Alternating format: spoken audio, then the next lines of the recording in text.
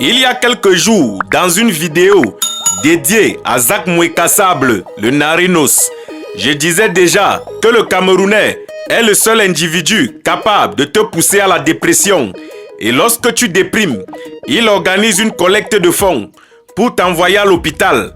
Et lorsque tu y es, il se rassure que tes vidéos d'hôpital se retrouvent sur la place publique pour se moquer de toi durant des années.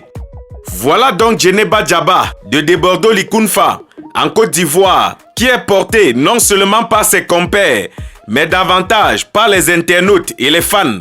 Cette fois-ci, une partie des Camerounais voulant pousser Debordo à la dépression sont entrés eux-mêmes en dépression. Des vidéos circulant sur le net et montrant des écrans multiples censés compter des vues pour Djeneba Djaba à des fins de moquerie semble pour les plus sages une méthode plutôt ingénieuse justement pour participer davantage au jeu du showbiz.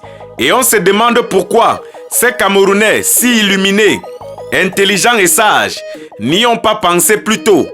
Désormais, Grand Barak totalise plus de vues sur YouTube en 48 heures par rapport à Mr Léo. Tandis qu'ailleurs, la solidarité dans la musique se manifeste par le partage des liens, l'apport financier et matériel. Au Cameroun, cette solidarité est logée dans des discours stériles, puérils, dégoulinant d'idiotie et d'inertie, sans concrétisation aucune.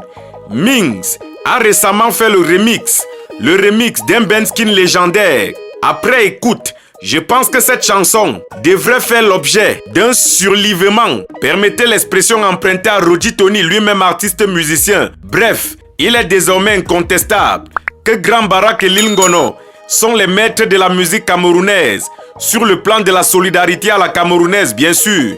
Ne m'en voulez pas, j'ai dû trop écouter le titre Dégagé de Hexafran, étant sous l'effet d'un bon Bill. Maintenant dégagé et faites place à Djeneba Djaba. Viviane, rentre à la maison. Everything inside, même si c'est trop épicé, nous sommes ensemble pour la suite.